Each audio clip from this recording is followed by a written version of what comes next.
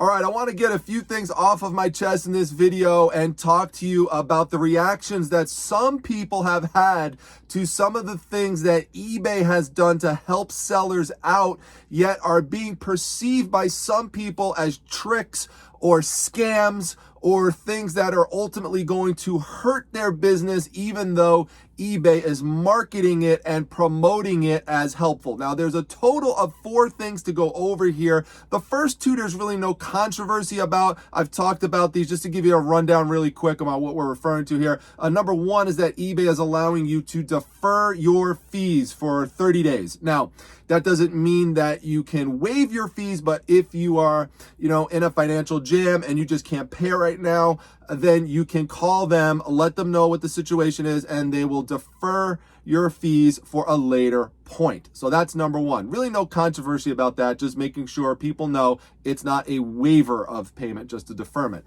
Number 2 is that eBay is not going to allow your seller status to get knocked down for like a 90-day period. So if, for example, the postal worker didn't come by and pick up your package for whatever reason, didn't scan it, or you just didn't get it out in time, then they're not going to knock you down. You could bump up in your seller status, but they're not going to knock you down right now.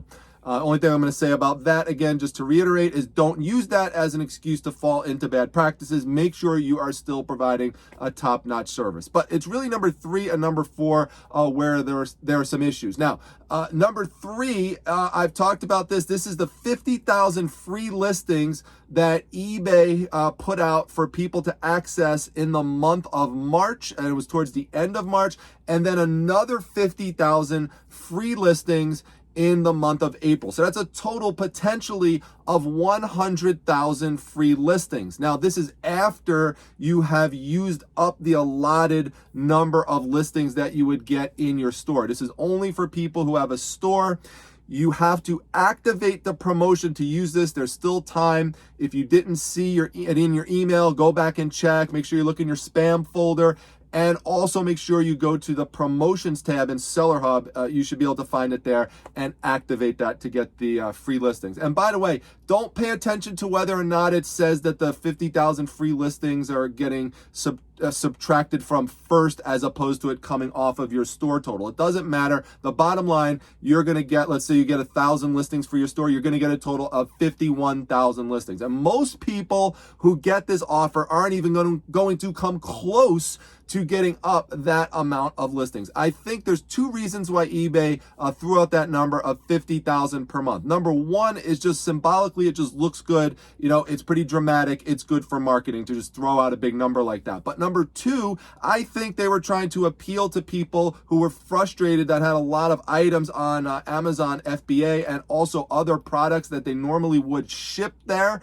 And so they wanted to convert those people on to eBay. eBay is being smart in that they are trying to grow their customer base and they're trying to get people to add more products onto the forum.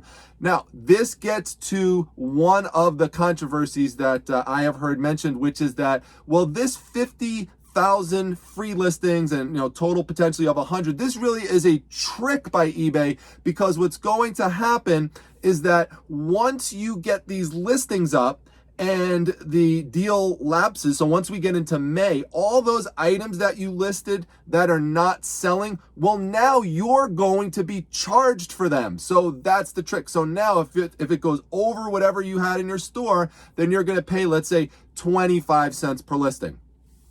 In my opinion on this, again, my opinion, I think that is the completely wrong way to look at this. And it's the same thing with if you used up your allotted number of store listings. Let's take the 50,000 to 100,000 free listings out for a second. Let's just say you had 1,000 or 500 free listings that you could use. You used them all up, and now you're at there's 5 days left in the month, and you've got to decide, okay, are you going to put more listings up? Because for the next 5 days, you're going to get a 25-cent charge to insert the listing. So what some people do is they just don't list for 5 days because they want to get their free listings. If you're doing that, Do not do that. That doesn't make any sense. As long as you're putting up things that are good items. If you're putting up stuff that's just not going to sell, if they're just bad items, then yes, you are throwing your money away and you don't want to do that. But if you're putting up good items that are going to flip for a profit, then why not just put that up? It's 25 cents. That's all it is. You just have to clear enough profit to cover a 25-cent entry fee. It will more than pay for what you are putting in with that entry fee. So let's say I'm just grabbing something random that's sitting here. Let's say this would sell for $40 to $50, okay? Am I really going to not put this up because there's going to be a 25-cent fee associated with it? No. Now, if you are going to waste 1,000 listings or 100 listings or 200 listings during this 50,000 to 100,000 giveaway by just putting up hundreds of items that are just stupid, just putting up, for example, individual 1980s baseball cards that you're trying to sell for $1.50 plus, 50-cent shipping or something like that, then yeah, that doesn't make any sense and that's ridiculous. But that's not what eBay's like trying to do that to you. That's just a bad decision on your part. So just make sure you're taking advantage of this time. Put in the extra work during the month of April to get extra items up that are valuable, that are profitable, that are going to clear well over 25 cents. Or let's say worst case scenario, you can't sell that item for 4 months, okay? It's a long tail item. So you're gonna have to pay $1. Let's say this is something you could sell for 50 to 100 bucks. So who cares about the dollar? Just list the item and get the item put up. This is not a conspiracy. It's not a trick by eBay or anything like that. Yeah, they want people to list stuff so that they could get, they could get fees. They'll get final value fees associated with it. They want to bring new people in, but they should want to do that. That's smart. And that gets me to my last point, which is something new that just came out recently. Okay, so there's a lot of brick and mortar stores that can't flourish during this current economy right now because the economy is pretty much shut down. So a lot of brick and mortar stores are closing down. They're closing down for business, but they still have inventory.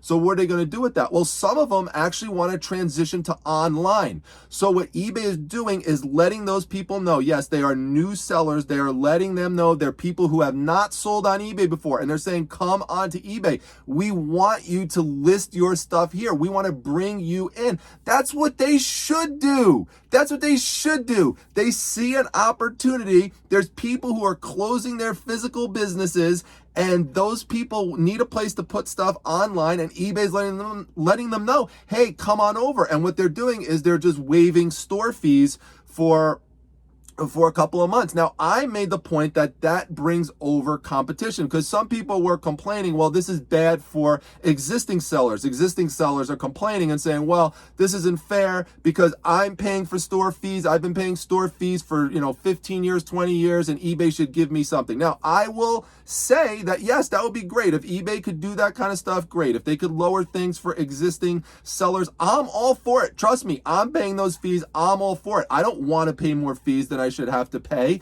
but sometimes that happens where they're going to give a deal to somebody new who's coming in. But again, remember, I just went over 3 things that eBay did that is for existing sellers. Now, a new seller could take advantage of it too. I mean, they could, if they come in and they sign up for a store, then they could also, I assume, activate the offer for 50,000 free listings in April. Now, I made the point that competition is ultimately good for everybody overall. Now, I'm going to put a caveat to that because there's obviously some exceptions with regards to competition. But let me just flesh this out for a second, okay? So here's why competition is good for the marketplace, okay? Overall, in general terms, it is good.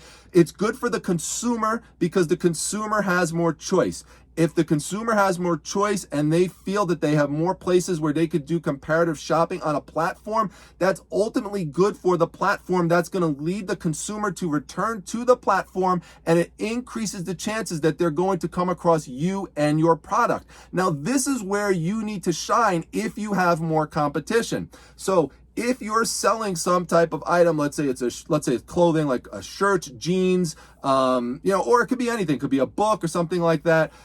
If you have more people who are on there selling that particular item, yeah, that can lower the value of the item eventually, but then that comes to you to find some way to make your product better in some way. It could be the way you package it and the way you sell it. It could be your branding, the customer service that you end up providing that people know and love you and want to come back to you. It could be adding value. So instead of just selling, I did this today, for example, okay? I had if you were in my Facebook group, one of the items that I put up today, as we did like a theme for Friday, Frontier Friday, I put up a set of Little House on the Prairie books.